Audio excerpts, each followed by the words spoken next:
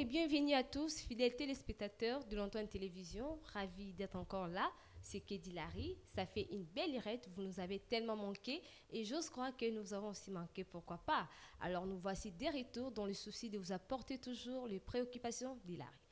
J'ai reçu aujourd'hui sur notre plateau des très belles demoiselles. Quand je dis très belles, donc, quand tu vois ici, hein, sont belles naturellement, avec qui nous allons parler de l'entrepreneuriat femme, comment l'influence de la femme dans l'entrepreneuriat. Alors, bonjour et bienvenue, Madame Myriam Kanoulambi.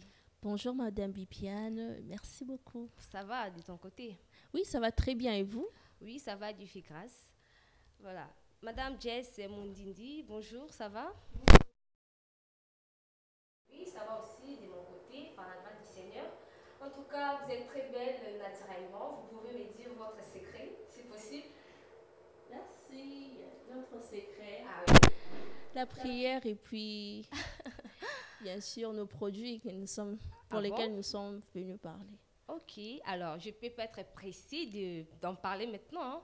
Pas de Je souci. serais précis si je vous demandais d'en parler déjà. C'est pas encore le temps, je vais dire, hein. Pas de souci. Alors, voilà.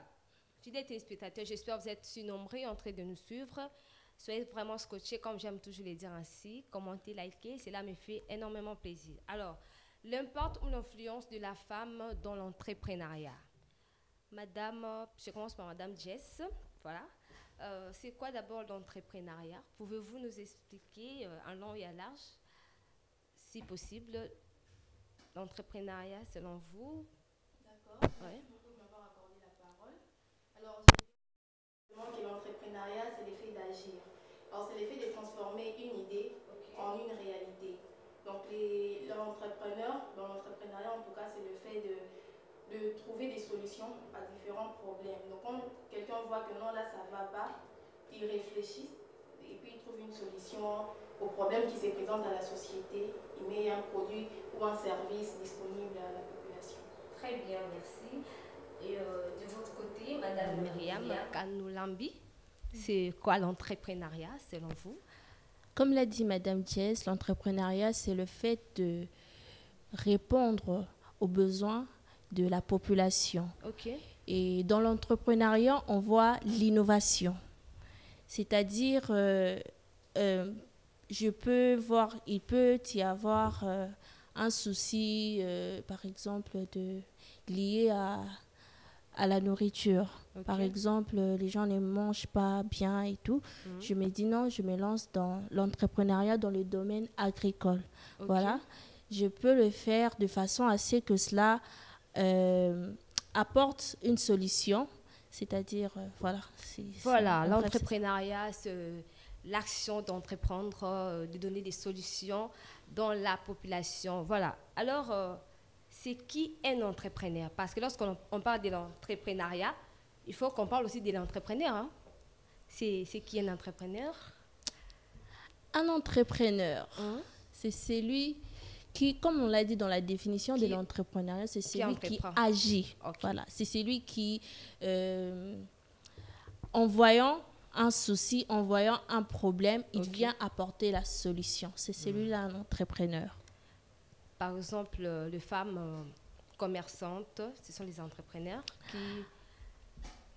En parlant des femmes commerçantes, je ne pense pas qu'elles devraient être appelées entrepreneurs. Ok. Parce que le commerce et l'entrepreneuriat sont deux choses différentes. Ok. Dans le commerce, on voit la vente et revente, mais dans l'entrepreneuriat, on voit la création. Vous voyez un peu? On voit des choses, la création et la mise en pratique, disons, de cela. Par contre, les commerçantes, elles sont là, elles vont juste acheter, par exemple, des habits et puis elles viennent revendre. Okay. L'entrepreneur, lui, il va, disons, prendre le tissu lui-même pour confectionner et puis mettre sur le marché. Ok, alors, et vous, qu'est-ce que vous pouvez ajouter là-dessus sur un entrepreneur? C'est qui? Ce que je peux rajouter, un entrepreneur, c'est quelqu'un qui sait innover. Alors, il peut prendre quelque chose qui est déjà disponible, que les gens font d'habitude, et lui, il l'améliore. Par exemple, quand on voit les chips, les bananes plantains, tout le monde vend ça dans des petits sachets. On voit ça sur la route. Mais un entrepreneur peut se dire, pourquoi ne pas amener ça à un autre niveau? Alors, il prend les mêmes chips, il fait ça de la même manière, mais il met dans de nouveaux emballages. Donc, quelque chose de beaucoup plus beau, de beaucoup plus intéressant, et puis il peut mettre dans les supermarchés. Il peut aussi les envoyer dans d'autres pays pour le vendre. Donc ça a apporté vraiment de la valeur ajoutée dans ce qui est déjà fait. C'est ce que je peux rajouter. C'est vraiment très important, c'est très intéressant. Alors, Aujourd'hui, hein, Madame Myriam, comment peut-on mesurer comment peut-on mesurer la portée de l'entrepreneuriat dans le monde? Bon, l'entrepreneuriat aujourd'hui dans le monde est très important. Ok. D'autant plus que cela permet de créer de l'emploi. Notre pays, par exemple, est buté à ce problème. Nous faisons face à une population qui manque d'emploi. Le taux de chômage dans ce pays est élevé. Alors, lorsque nous entreprenons, nous venons en même temps pallier à ce problème lié au chômage. Ok. Non seulement la création d'emplois, mais l'entrepreneuriat permet également d'apporter une certaine autonomie auprès des gens, des femmes, des gens en général. En général, exactement. Par exemple, tu étais chômeur, tu n'avais pas de sous, tu n'avais rien pour te nourrir, pour survivre. Un entrepreneur peut, lui, à partir de son entreprise, embaucher des gens et puis, en même temps, il répond à un besoin particulier, mais en même temps aussi à un besoin de la société qui est de réduire le chômage. À part cela, voilà, comme on l'a dit, c'est répondre aux besoins de la société. Voilà. Voilà, je vous ai bien suivi. Aujourd'hui, l'entrepreneuriat aide beaucoup de gens à survivre, Exactement. Donc, à faire tomber en fait le chômage. Exactement. Mais êtes-vous sûr vraiment que l'entrepreneuriat est venu pour éradiquer ces problèmes-là de chômage? Parce que nous voyons des jeunes, non? Des jeunes femmes sont là à la maison, n'ont pas de travail. Alors, que pouvez-vous dire? Oui, je suis sûre que l'entrepreneuriat vient pour éradiquer à ce problème lié au chômage. Parce que il y a plusieurs Congolais qui ont des diplômes, qui chôment à la maison. S'il y a des gens qui prennent le dessus, s'il y a des gens qui acceptent de prendre la relève, créer une activité ou un business, disons une entreprise, petit à petit, quand l'entreprise évolue, l'entrepreneur aura besoin de la main-d'œuvre pour faire avancer son entreprise. Je prends l'exemple de Jamie Cosmetics, qui est notre entreprise dont je suis cofondatrice. Oh là là, je suis face à une grande dame, hein, une femme entrepreneur alors. Ah oui, vous êtes face à une femme entrepreneur. Pour le moment, nous sommes au début. Et disons que pour l'instant, avec le produit que nous avons déjà sur le marché, on ne ressent pas vraiment ce besoin-là d'avoir une main-d'œuvre. Mais voyons la vision que nous avons. Et voyons la vision que nous avons, à la longue, nous aurons besoin de la main-d'œuvre. Parce que nous allons en parler. La vision est grande pour Jamie Cosmetics. Alors, Jamie Cosmetics, c'est qui? Jamie, les noms là, c'est pour... Jamie Cosmetics, c'est Jess et Myriam Cosmetics. Vous avez combiné votre Oui, nous avons combiné nos deux prénoms. Waouh, c'est une bonne chose. Et vous vendez quoi déjà? Et quels sont vos produits en question? Nos produits sont... Bon, d'abord, Jamie Cosmetics, j'aimerais définir, vous parler de quoi, qui est Jamie Cosmetics, qu'est-ce que Jamie Cosmetics? Jamie Cosmetics est une entreprise œuvrant dans la cosmétique, une marque cosmétique dédiée aux soins de cheveux pour femmes. Nous fabriquons des produits capillaires, pour aider les femmes à prendre soin de leurs cheveux. vous voyez, nous vivons dans une société où, avec la colonisation, on nous a appris que les cheveux crépus, les cheveux afro sont moches. Les Là, cheveux vous avez afro, raison, hein. C'est pour les sont- villageois et c'est tout. pour les villageois. Alors, on nous a appris qu'il faut faire recours au défrisage, faire recours aux perruques, ce que nous constatons de nos jours. Voilà, nous, avec notre entreprise, nous voulons créer des produits qui aideront aux femmes de facilement prendre soin de leurs cheveux. Ok. Et le produit que nous avons sur le marché pour le moment, c'est notre huile capillaire, l'huile Ultra Pousse, que vous Ok. pouvez voir. Ultra C'est une Pousse. 100% naturelle. Nous l'avons testée pendant plus de 6 mois et vous pouvez voir les résultats sur nos pages. Ah bon? Oui. C'est à combien le prix? Le produit est à $10. Waouh. Et vous pouvez voir là, Mais vous laisse avez ma des partie. gens qui ont quand même essayé et ils Oui, ont eu des nous l'avons résultats testé positifs. pendant 6 mois, je vous assure. 6 mois. Oui, nous avons des résultats En satisfaisants. tout cas, les belles nanas, là où vous êtes, là où vous nous suivez, contactez Madame Jamie, hein? Madame Jess et Myriam, vous ne serez pas déçus, hein? Parce que l'autre, comme on a fille, bali kakalas, Cacalas. closir, cabello et tout. Mais il faut aussi prendre soin de nos cheveux. En tout ça, les là qui femmes africaines abisso et une bonne chose en tout cas. Alors, de votre côté, Madame Myriam, que pensez-vous sur cette question? Aujourd'hui, comment peut-on mesurer la portée de l'entrepreneuriat dans le monde? C'est ça. Oui, alors comme Madame Myriam, l'entrepreneuriat vient pour créer de l'emploi, parce qu'on a eu ce problème des manques d'emploi. Mais à part ça, ça vient aussi pour booster l'économie. Parce que le monsieur, comme l'exemple qu'elle a donné d'un monsieur qui n'avait pas d'emploi et qui s'est lancé dans l'entrepreneuriat. Quand il se lance dans l'entrepreneuriat, il va payer des impôts. Donc ça apporte déjà un plus dans notre pays. Et puis lorsqu'il va embaucher des gens, il va commencer à les payer. Ça fait aussi circuler la monnaie. De l'argent circule, il a apporté, il paye ses impôts, ça contribue au développement du pays et puis aussi les gens à qui il paye les salaires s'y retrouvent. Donc quand quelqu'un se lance dans l'entrepreneuriat, ça n'aide pas seulement lui, mais toute une chaîne de personnes qui viendront après lui. Du coup, ça ouvre vraiment beaucoup de portes dans le monde, ça permet vraiment l'évolution. Ok, Madame Myriam a parlé des Jamie Cosmétiques. Sur Jess and Myriam. Pouvez-vous ajouter quelque chose par rapport à ça? Oui, par rapport à ce qu'elle a dit, nous avons notre premier produit qui est là, l'huile Ultra Pousse. Alors, elle est 100% naturelle. Elle est faite à base de plantes, d'herbes et des graines naturelles et locales. Alors, à part ça, nous avons d'autres produits qui viendront. Donc ça, c'est le tout premier produit de la gamme. Nous aurons toute une gamme de produits qui vont permettre vraiment à la femme de bien prendre soin de ses cheveux. Donc, juste pour les cheveux, pas autre chose. Juste oui, ça c'est vraiment pour les cheveux. Ok, c'est à $10. Oui, lui, il est à $10. Ok. Il y a encore, comment? Il y a mesure société, juste c'est ça? Oui, c'est seulement, ça a une seule mesure, un seul prix à $10. Les autres produits qui viendront auront aussi leur prix et puis on pourra expliquer à quoi ça sert.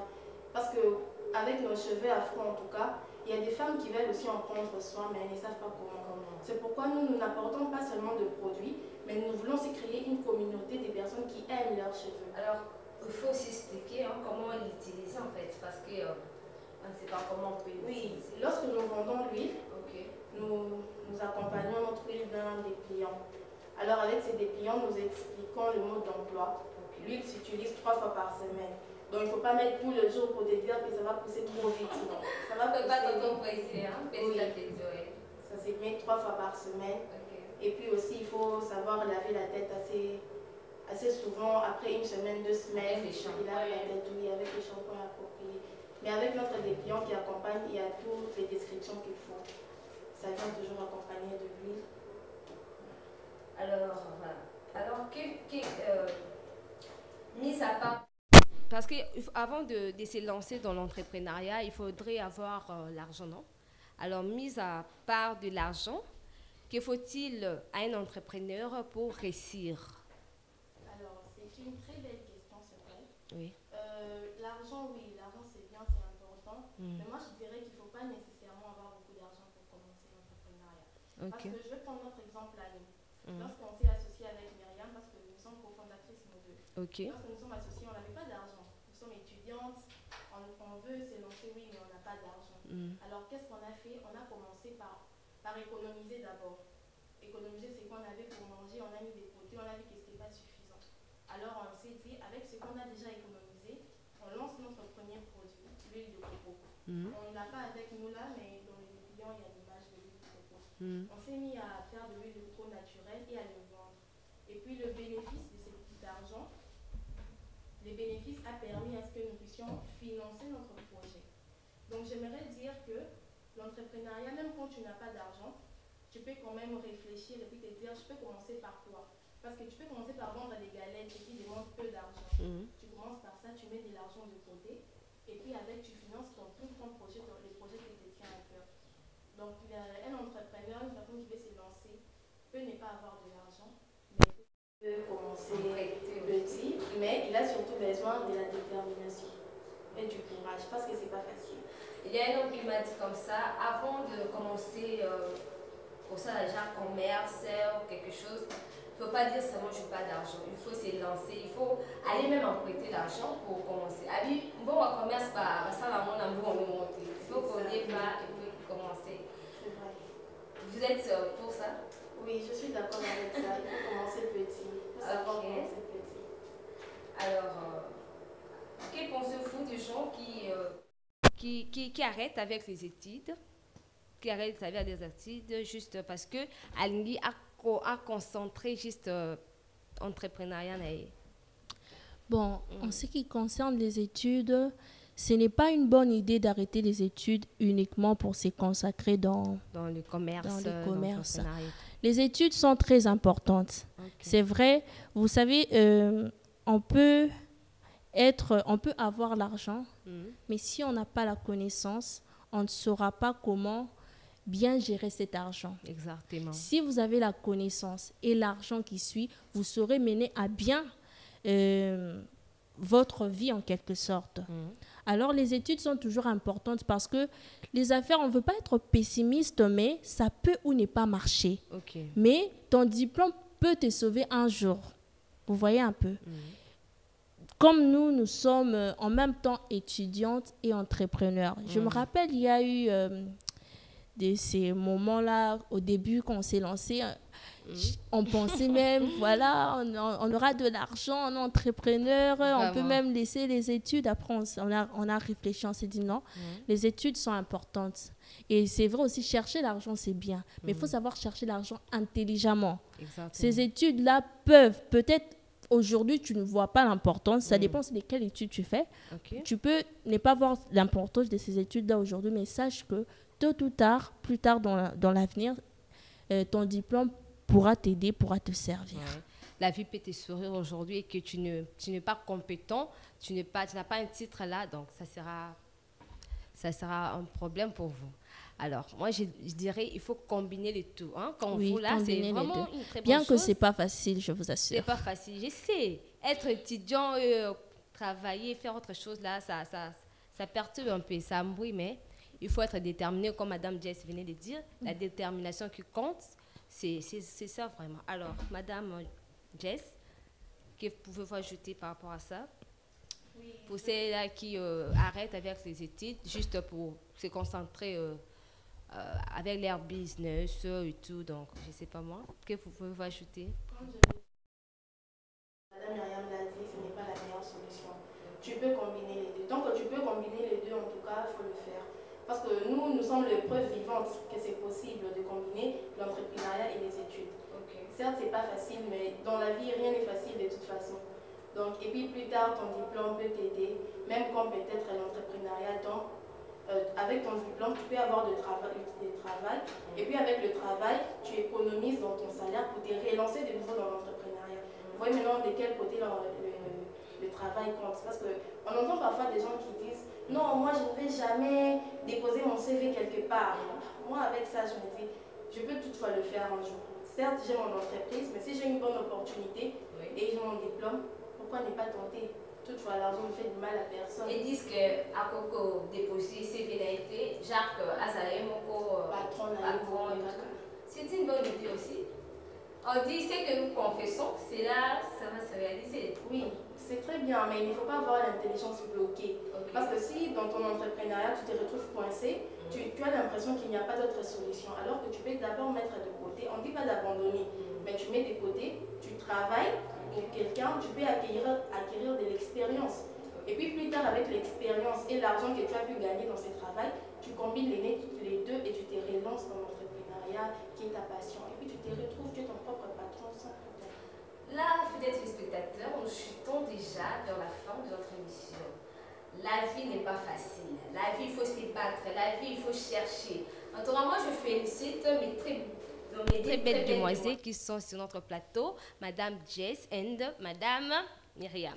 Elles sont toutes belles, naturelles et elles sont juste des simples étudiantes, mais elles s'est lancées dans le business, dans Bango. En tout cas, c'est à féliciter. Hein. Elles ne sont pas comme les autres là, au Bautema Boulevard, Basila Sugar Daddy. En tout cas, c'est déplorable pour ces genres de filles. Hein. Il faut créer, il faut avoir la vie de créativité. Il ne faut pas attendre seulement Pesanga, Kabelanga, Sopeka. Donc, c'est pas bien. En tout cas, il faut chercher à faire quelque chose dans la vie. Même si parce qu'il y a certaines femmes qui disent, moi, je vais me marier, hein, ça, étudier ou bien travailler là, ça m'engage pas. C'est pour les hommes, hein, Madame Myriam. Que pouvez-vous dire à ces genres de femmes qui disent cela? Le mariage n'exclut pas le travail. Okay. On peut se marier et en même temps travailler. Et puis aussi, le mariage ne t'empêche pas d'étudier ou de te lancer dans l'entrepreneuriat ou dans un business. Domaine quelconque. Oui. Alors, pour celles qui mettent toute leur foi, tout leur cœur dans le mariage, elles font fausse route. Okay. On peut être femme au foyer. Bon, il y en a aussi qui sont des femmes au foyer, mais c'est mieux d'être dynamique. Okay. Parce que lorsqu'on travaille, il y a cet épanouissement personnel là que l'on ressent. Okay. Comme moi, je fais mes produits, je gère mon entreprise. Il y a aussi cet épanouissement et puis cette fierté-là en soi que voilà, exactement. Je suis aussi quelqu'un et je vise devenir un cadre. Ouais, c'est la fierté même de ton, ton époux. Oui, exactement. Même de soi-même, cette confiance en soi, cette joie-là.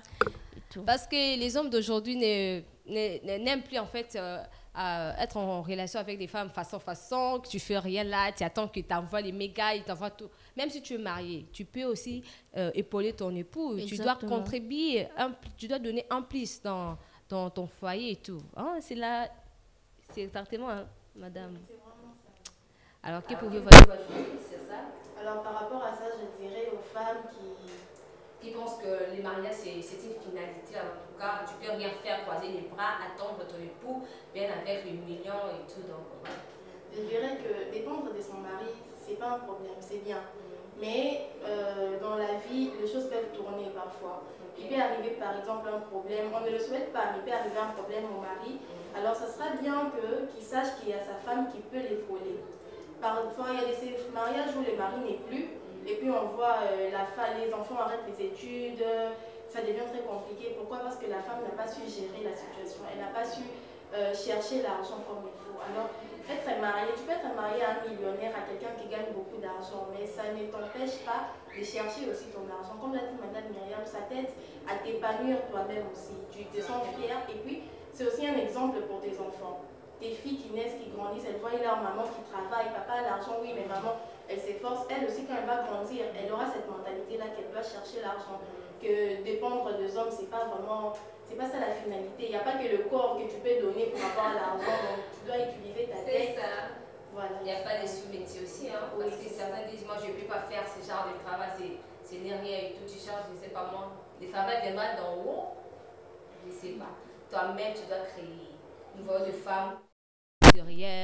Des femmes qui font du make-up là, c'est bien, il faut se lancer dans des choses là, ça va t'aider à ne pas manquer même le pain quotidien de ta vie, hein, parce que même Dieu le dit, l'homme mangera avec la sueur de son. Exactement. Alors, nous sommes vraiment à la fin en tout cas, je ne sais pas, quel est votre dernier message à tous ceux qui nous suivent, Madame Myriam?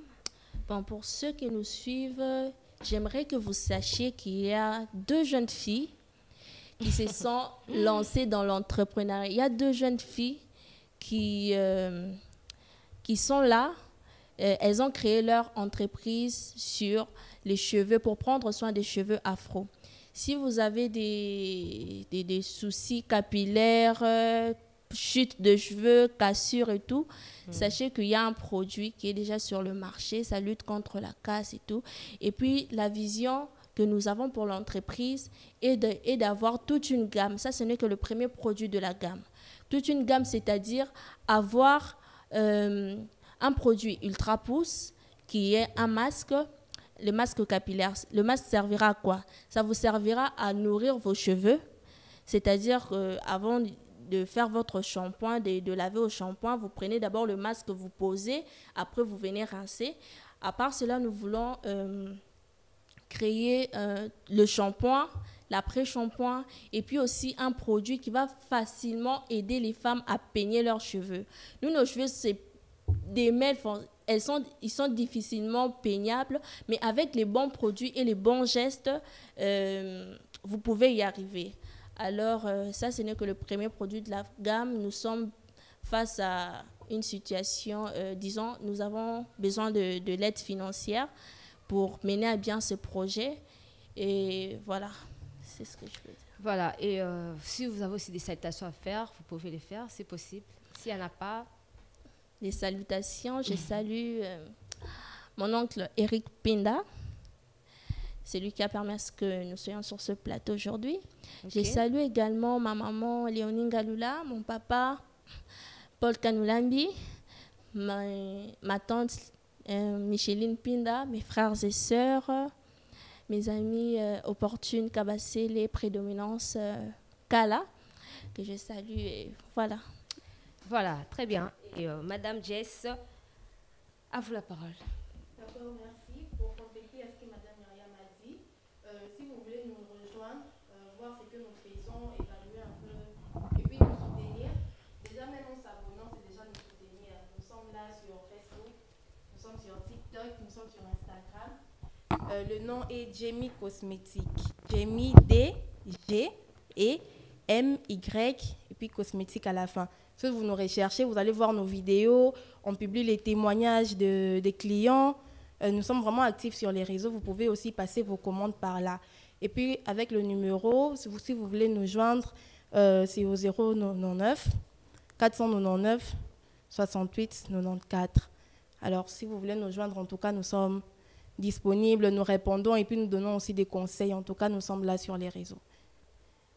Voilà, ça n'est fini pour... Aujourd'hui, c'était Kedi Larry.